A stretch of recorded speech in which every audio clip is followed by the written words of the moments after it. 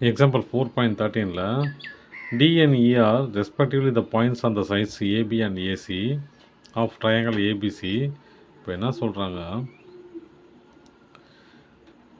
ரெண்டோட ரேஷியோ கொடுத்துருவாங்க.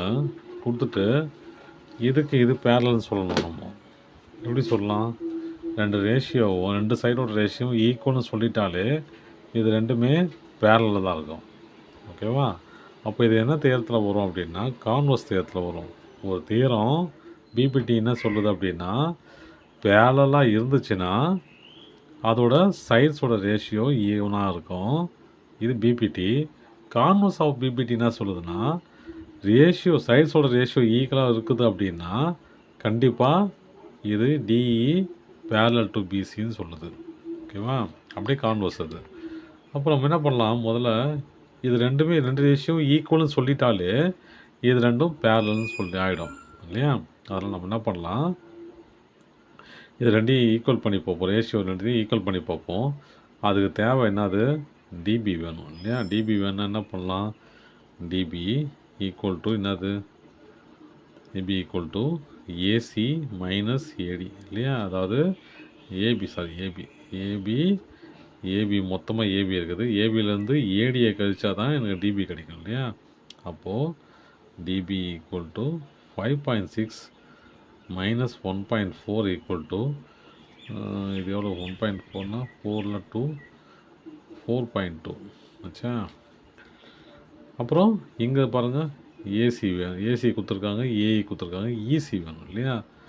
அப்போது EC equal to AC minus AE, EC equal to AC என்னது 7.2, ஏஇ இதை கழிச்சனா எனக்கு ஈஸி கிடச்சிடும் 1.8, அது ஈக்குவல் டு 5.4 சரியா? 5.4. இப்போ பாருங்கள், எனக்கு ரெண்டுமே கிடச்சிச்சு. என்னது இது, ஏசி டிபி என்னதுப்பா 4.2, இசி என்னது 5.4. இப்போ ரெண்டுமே ஈக்குவல்னு சொல்லிட்டாலே முடிஞ்சு போச்சு. இது ரெண்டும் பேரல் ஆகிடும். ஓகேவா? இப்போ ஏடி பை டிபி என்ன ஃபார்முலா, அது AD by DP equal to AE by EC.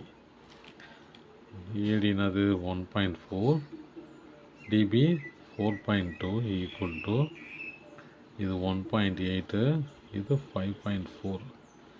இப்போ பாருங்கள், இதை டெசிமலை கணக்கு வச்சுக்காதீங்க, பாயிண்ட் கணக்கு வச்சுக்காதீங்க. 14 இன்ட்டு 2 எவ்வளோ, 28 இல்லையா? 28. 14 into 3, 3 4s are 12, 2 1 1 3s are 3, 42 சரியா? அப்போது இது 1 டைமு, இது 2 டைம். இங்கே பாருங்கள், அதுவே 1.8 இன்ட்டு 3 பண்ண பாருங்கள், 3 8s are 24, 4 2 1 3s are 3, 4 5 54. அப்போது இது 1 டைமு, சாரி இது 3 டைம்ஸ். 14 இன்ட்டு 3 தானே, 3 டைம்ஸு, இது 3.